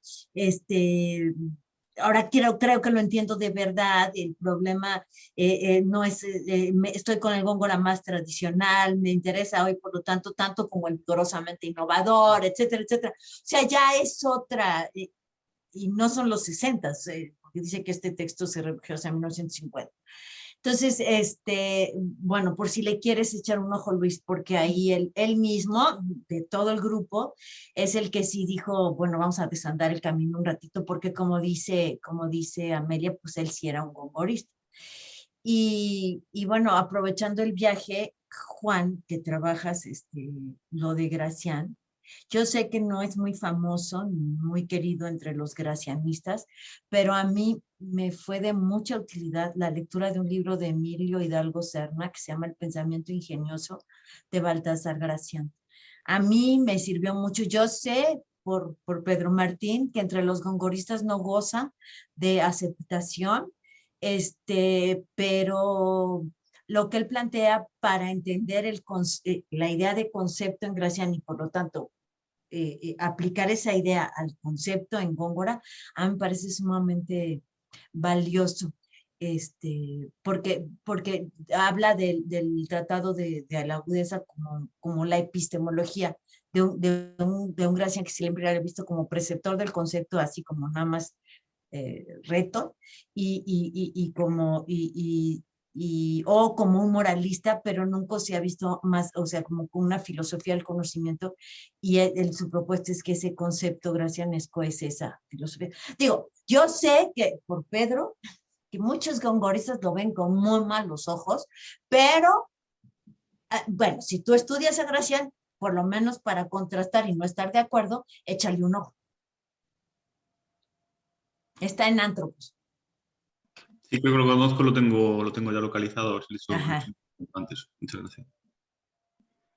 Muchas gracias, Marta Lilia. Tú eres muy valiente y te atreves con el gongorismo actual. Yo me limito a hablar de los antiguos. Y tienes toda la razón, claro que sí. Y el ver la evolución de Dámaso en el tiempo es interesantísimo por sus propios cambios. ¿Quién ganó los Juegos de Agua sobre los muros de la Academia? ¿Quién ganó en esa competición de orinar en los muros? Dámaso. Pues ahí está. Era el más vehemente. Era el más vehemente y Dámaso acaba siendo director de la RAE. Es decir, es que de esto estamos hablando. De cuando orinas en el muro a cuando eres el director de la RAE, de lo que sabes de Góngora cuando eres joven a lo que sabes de Góngora cuando llevas toda la vida como llevo él reflexionando. Y bueno, lo que yo quería decir es que se vale. Se vale. ¿Perdón? Que lo que yo quiero decir es que se vale esa trayectoria, se vale ir de ese entusiasmo loco, sin grande justificación Claro. y demás, al reposo, a esto. Sí. Lo que no se vale es los que están haciendo los gongoristas actuales. Eso Claro, es lo que no se vale. claro que sí. No, es el no volver sobre sus pasos y de veras con cierta humildad volver a parar la oreja. Claro. Eso es, Claro. bueno, hasta con enojo estoy escribiendo yo ese artículo, yo no sé por qué, pero bueno. Eso es lo que no se vale. Aquí me parece valiosísima la rectificación de Amado Alonso y habla de quién era, ¿no? Claro.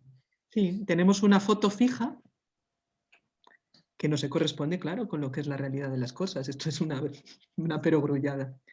Y como estás con esto, Marta Lilia, yo te pregunto, algo que te pregunté por WhatsApp el otro día, sí. ¿Es posible un Góngora para la gente? O si usamos la terminología de Ortega, como estábamos antes con lo de la deshumanización del arte, ¿es posible un Góngora demótico y no hierático, como el que ellos hacen los gongoristas de hoy? Mira, Amelia, por experiencia, como profesora, solamente como profesora, y aquí tengo varios exalumnos presentes, yo creo que sí. Yo creo que sí, aquí está Israel, Emiliano, Mariana, Paola, que fueron mis alumnas y que recibieron la clase de Góngora. Sí se puede hablar de un Góngora a nivel de cancha, para usar un término futbolístico, a nivel de cancha. A Pedro, que fue también alumno. Yo creo que sí. Y me puse a revisar exhaustivamente la edición de Robert Young, qué anota, qué no anota, por qué anota, por qué no anota.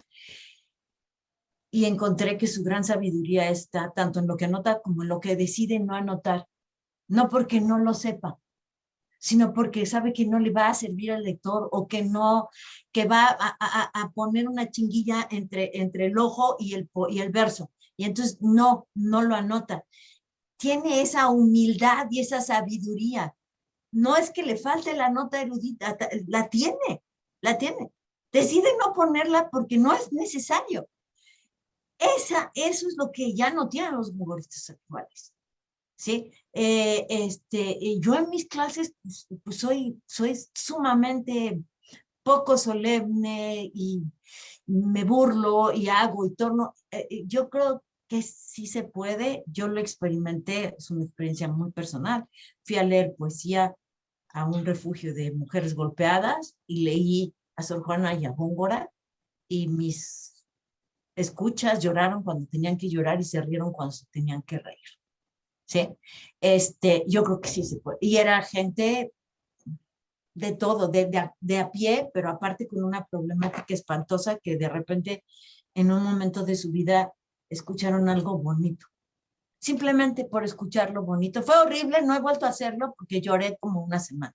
Pero pero yo creo que sí se puede. Y no solo se puede, tenemos que, Se debe.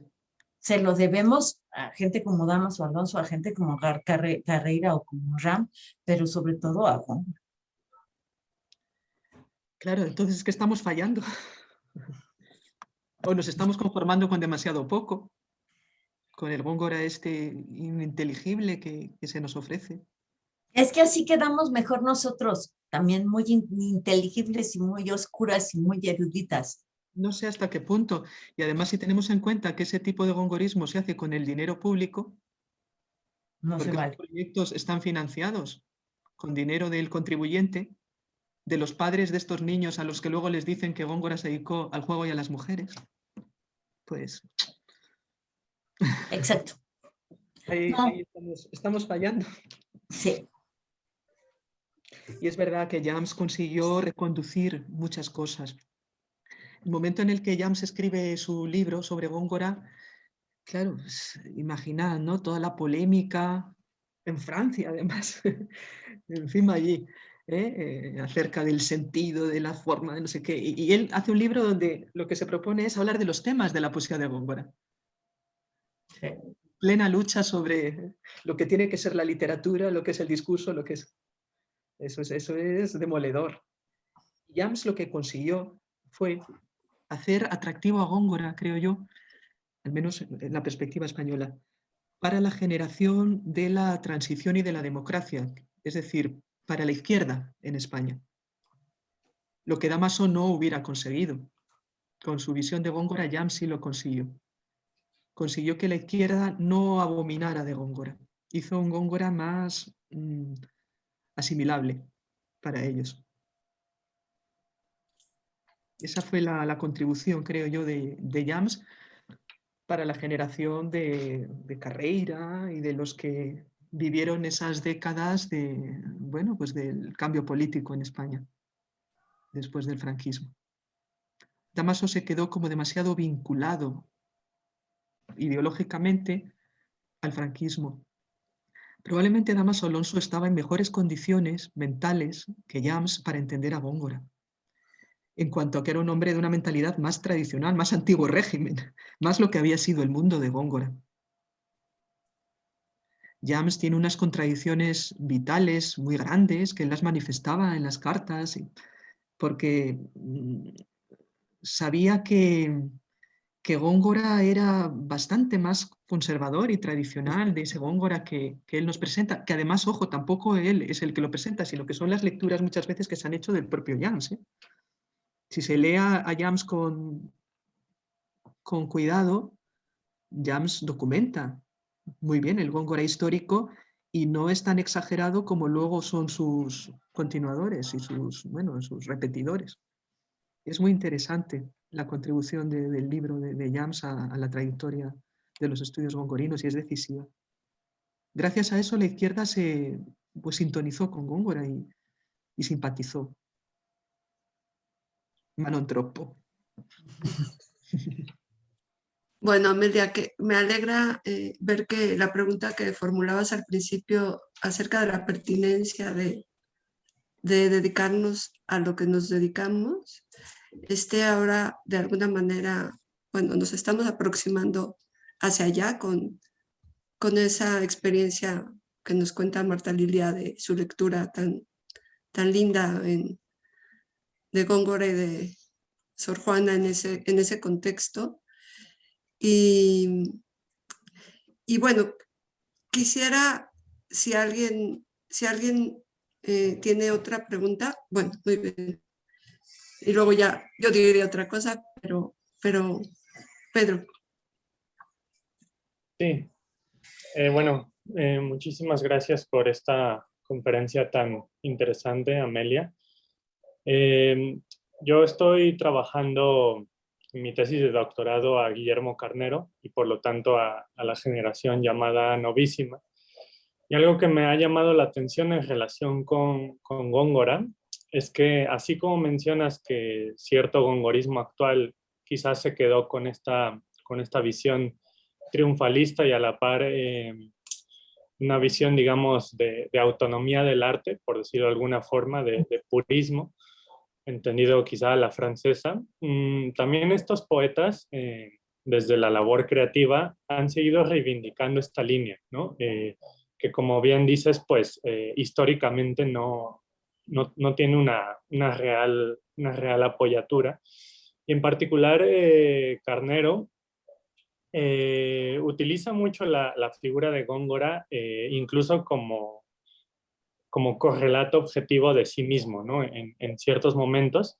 Y es un Góngora que, si bien en sus inicios, a fines de los años 60, donde él también es joven, donde este poeta es joven y digamos que es explicable como repetir lo que habían hecho los propios jóvenes del 27, me ha llamado la atención que en publicaciones ya muy actuales, ¿no? Hablo, por ejemplo, de un libro de 2017, donde hay un poema que se llama Góngora, Góngora 1612. La imagen que sigue manifestando el autor, ya un autor ya grande, pues es la del Góngora casi, vamos a decir, neomodernista, de un mundo preciosista, de gemas, metales, cristales, seda, ¿no? Que a mí incluso hasta me parecería que está hablando de Rubén Darío por momentos, ¿no? O como si no hubiera distinción entre uno y otros. Y bueno, simplemente para mencionar que esta imagen del Góngora superior o elitista se ha seguido utilizando no solo por esta generación del 27, sino por generaciones poéticas españolas posteriores, y también para alimentar esta polémica eterna que parece al menos explicar buena parte del siglo XX español, que sería como una poesía de corte más social enfrentada contra una poesía de corte más hermético, culto, ¿no? Como si no pudieran vivir sin esa polémica los poetas. Y bueno, nada, me parece también interesante. Muchas gracias, Pedro. Desde luego que sí, curiosísimo lo que dices y efectivamente es la continuación de la historia, ¿no?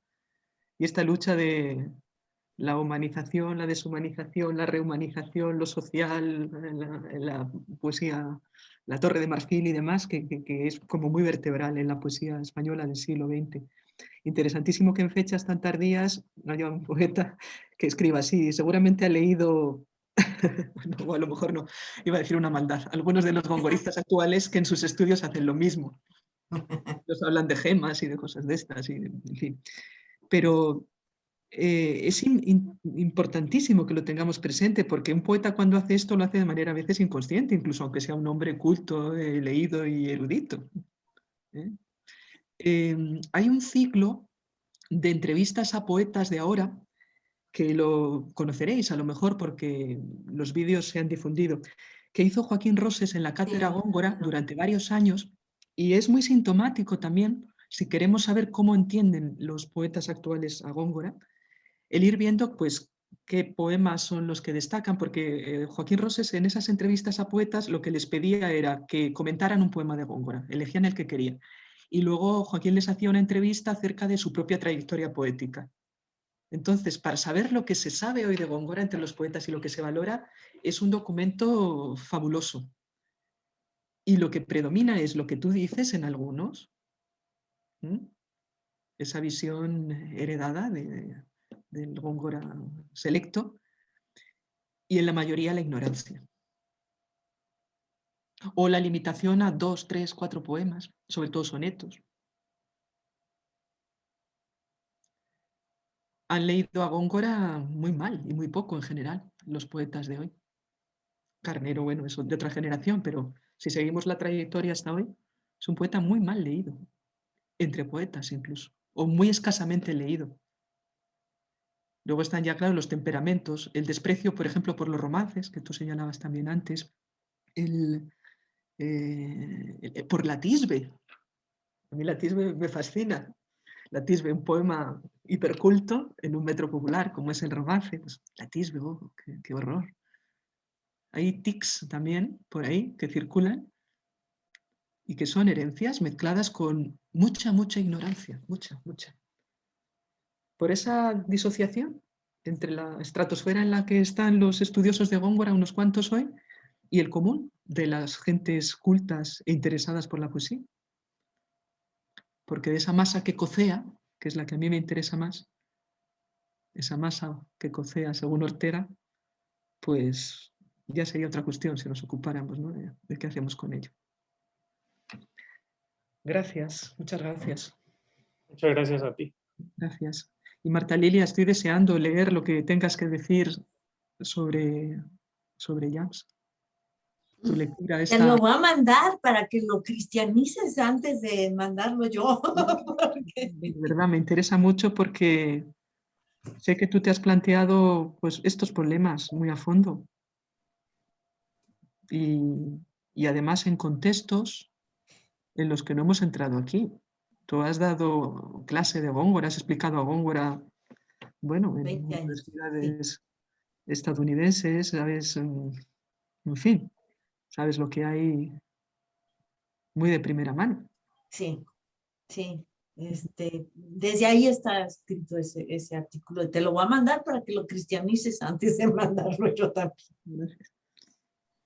En fin, hay mucho por hacer y tenemos que intentar, pues, algo, no sé, que es complicado, pues porque el tiempo apremia, la pandemia también ahora nos condiciona mucho, pero el estar a la altura moral de estos autores como Jams y demás, o Carreira, y de la verdad, ¿no?, de rescatar es un poco ese concepto que se nos ha ido diluyendo a lo largo del siglo XX, de que hay cosas que sí fueron y otras que no, y otras que son incompatibles. Alguien, anímense que tenemos, estos son minutos preciosos. Tenemos 17, creo, bueno, soy malísima, pero creo que por ahí. 17, sí. Sí. Entonces, otra pregunta. Yo creo que sí hay. Carlos. Bueno, a mí también me interesa como mucho la poesía contemporánea española, sobre todo la generación de 50 y especialmente Caballero Bonal, ¿no?, que se nos fue hace unos meses. Y bueno, me interesa también porque Caballero Bonal constantemente está metiendo a Góngora en sus poemas, ¿no? Ya no es solamente una lectura de Góngora, sino una intertextualidad. Y lo que me interesa es como en Caballero Bonal, y creo que puede ser una salida también con la lectura de Góngora, es mostrar que este hermetismo, esta forma barroca de escribir, también puede tener un factor social. O sea, no solamente verlo como un hermetismo elitista, sino que también es una manera de decir, esta es mi subjetividad. Bueno, así creo que lo lee Caballero Bonal, puede ser que no sea Góngora, pero me parece que esto es lo que hace Caballero Bonal y justamente a partir de lo barroco, que es plantear que si el mundo tiene que ser ordenado, si el mundo tiene que ser perfecto, si el mundo tiene que ser coherente, quizá hay una salida barroca, una salida misteriosa para mostrar otro mundo, y al menos, yo lo pienso así, desde Caballero Bonal, al menos hacer tambaleante este mundo correcto, que sobre todo yo lo veo en el libro que estoy trabajando para la tesis, que es Descrédito del héroe, que es justamente desacreditar una verdad, una realidad. Y me parece que por ahí puede ser también una salida, ¿no? Con un factor un poco social de este hermetismo, de esta oscuridad. Muchas gracias, Carlos. Y para Caballero Bonal, fundamental lo que estás diciendo. En términos de Góngora, creo que sería sumar una falsedad a otra. Es decir, corregir una visión, no sé, purista de Góngora o hermética con una visión social de lo que nosotros entendemos por poesía social hoy. Es decir, sería un anacronismo total en Góngora. Pero para Caballero Bonal funciona, claro que sí, y para la visión que él tiene. Es pensar en términos de reivindicación social en Góngora es todavía peor que pensar que Góngora es la metáfora elevada al cubo. Porque entonces ya sí que es tener completamente, pasar por alto por completo lo que Góngora fue. Lo que ocurre es que a lo mejor, incluso en obras como la de Jams, se puede haber aprendido esa visión, haciendo lecturas un poco torcidas de la obra de Jams, porque Jams, bueno, pues tiene un planteamiento más político. Y Góngora fue un hombre absolutamente instalado en su medio. De rebeldía, nada. En la estética, bueno, eso ya no me meto. Pero en lo vital, se pasó su vida cantando en el coro de la Catedral de Córdoba y encantado de que las cosas siguieran siendo así. Y cuando sufrió fue cuando tuvo que salir de ahí. Es decir, sí, pero en el siglo XX y en el siglo XXI, lo de la poesía social. En el siglo XVI, XVII, imagínate, claro, de lo que estamos hablando. Un racionero de la Catedral de Córdoba, un prebendado, que hereda de su tío la prebenda y se resuelve así la vida. Un hombre que controlaba su familia, pues todos los resortes en Córdoba. Fuera de Córdoba no, pero en Córdoba sí. Y esos medios como, bueno, feudales, ¿no? Ese patriciado que hay en el 17 en tantas ciudades, tiene una fuerza muy grande. Y para Góngora, Córdoba tiene un sentido de totalidad que le cubre toda su vida. O sea, no necesitaba nada más allá de Córdoba. Y desde luego, en su poesía creo que sería un abuso el ver algún factor de ese tipo. Que sé que no es lo que estás diciendo, ¿eh? Ya sé que tú estás diciendo otra cosa, pero cuidado porque el paso siguiente a lo mejor es ese. Todas estas visiones de poetas son interesantísimas, de poetas sobre poetas. Los poetas pueden ser muy injustos con otros poetas, y lo son, porque leen desde su propia cosmovisión. Pero para nosotros como estudiosos de la literatura eso es apasionante y eso es de un valor enorme, porque nos delimita lo que cada autor ha sido, ¿no? En sí mismo, ¿no? Y eso me interesa mucho a mí para Caballero Bonal, para entender a Caballero Bonal. En Góngora lo tomo como otro zarandeo más de los que hablaba antes, otra distorsión más, ¿no? Otra vuelta de tuerca a nuestro desconocimiento superlativo que tenemos, pues porque es natural que lo tengamos. Porque ha pasado mucho tiempo y muchas cosas. Y ha habido un cambio de paradigma fundamental en la poesía a partir de Baudelaire y lo demás. Estamos proyectando una visión anacrónica de la poesía. Cuando nos planteamos la del 17 desde la visión posterior al 19. No sé. Si nos vamos a Gracián, podemos a lo mejor entender un poquito de cómo leían a Góngora en su tiempo. Pero desde nuestro mundo estamos completamente perdidos, porque tenemos otras cosas en la cabeza. Pero muy bien, me gusta mucho lo que dices. Yo del caso de Caballero Bonal en relación con Góngora no me lo he planteado y es otro matiz más. Claro que sí, lo que estás diciendo. Muchas gracias. Otra pregunta.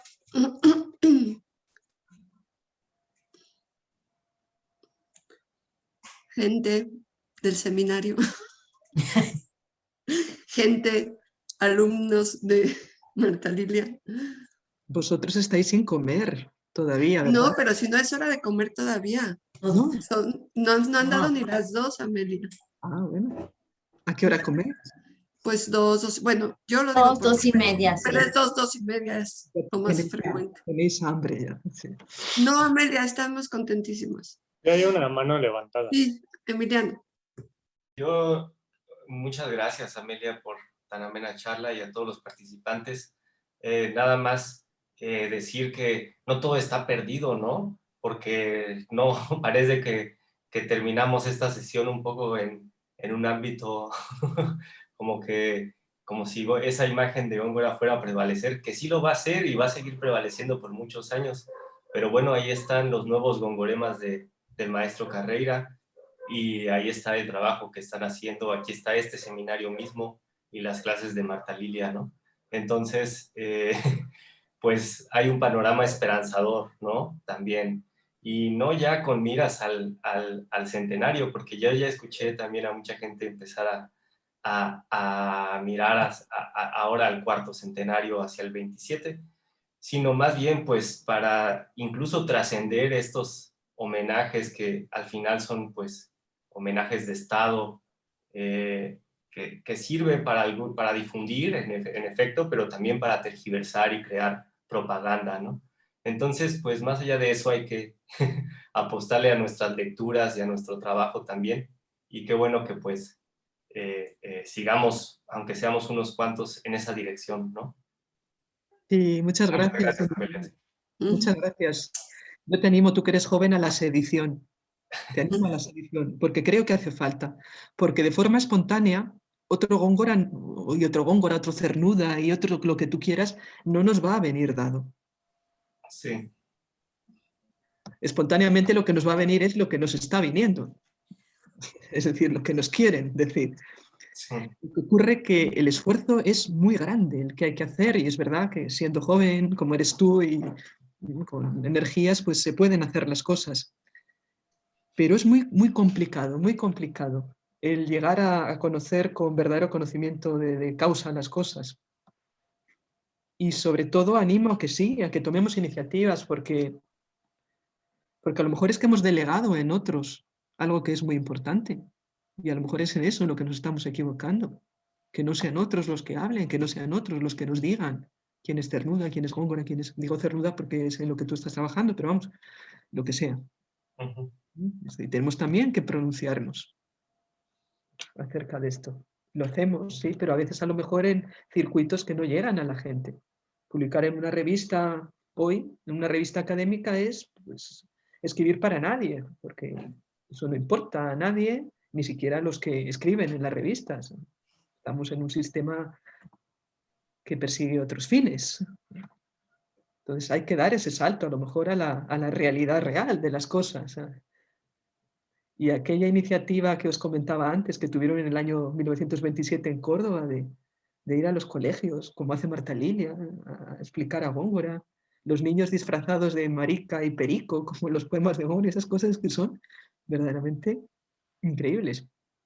Pero no somos tampoco unos incautos, es decir, sabemos el mundo en el que vivimos. Y probablemente Góngora no sea un autor fácil de asimilar a nuestro tiempo, o de crear esa sugestión de la que hablaba al principio, de la identidad con Góngora. Porque estas son construcciones también que podemos hacer, y no es fácil enganchar a Góngora con los intereses de hoy.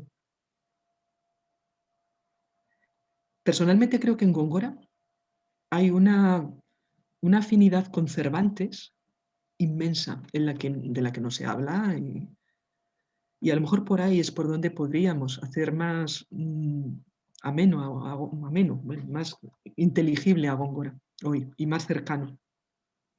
Y no forzando las cosas, ¿eh? El humor cervantino y el humor gongorino son muy parecidos. Lo que ocurre es que a Góngora lo tenemos como en otra órbita. Y esto es por lo que nos han ido diciendo de él. Y no se corresponde con lo que podemos sacar de una lectura directa de Góngora. Hay un Góngora cervantino que es a lo mejor por donde le podríamos entrar hoy para hacerlo amable a nuestros muchachos, a nuestros jóvenes.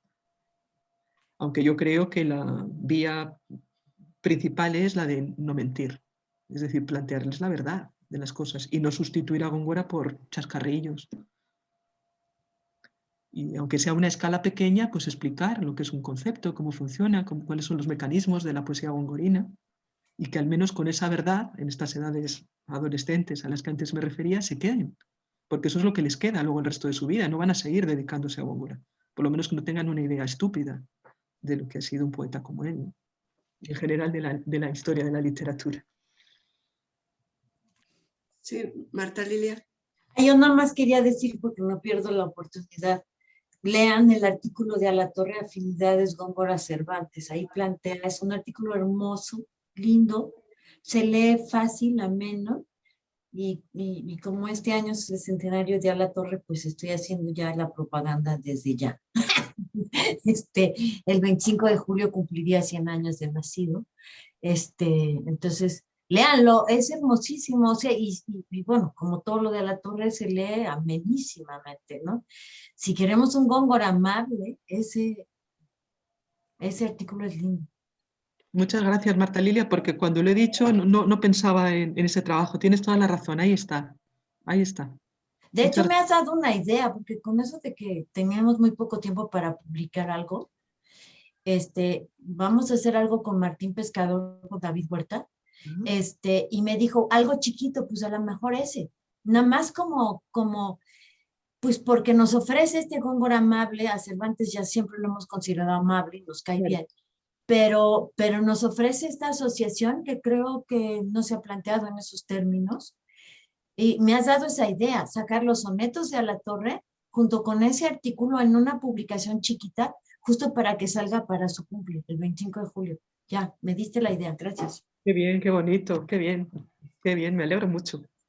Y además en una publicación preciosa, por lo que dices. Sí, es lo que queremos hacer. Digo, la vamos a pagar David Huerta y yo, ¿verdad? Pero se lo merece mi profe, es su regalo de cumple. Muchas gracias, Marta Lilia. Bueno, vamos llegando casi al final de esta sesión. No quiero que tú llegues tarde a cenar, Amelia. No, tranquilo. La verdad es que hemos empezado increíblemente el año, el 2022. Aquí también estamos muy abrumados con contagios y cosas, y creo que esto nos levanta, nos pone en una vibración, ahora sí que una palabrita un poco así, pero en una buena vibración. Y me encanta que hayas sacado a colación esta preocupación de cómo llegamos a la gente, ¿no? De otras maneras, ¿no? Cómo llevamos nuestro trabajo académico a lugares donde se pueda beneficiar un público no necesariamente especialista, jóvenes. Es una de mis inquietudes más importantes de los últimos años, y me encanta que la gente del seminario y la gente que quiso venir lo haya escuchado de ti, tan bien dicho. Y también pienso, me uno a lo que dijo Emiliano, pues sí tenemos a alguien que sabe quién fue Góngora, y seguramente eres tú, Amelia.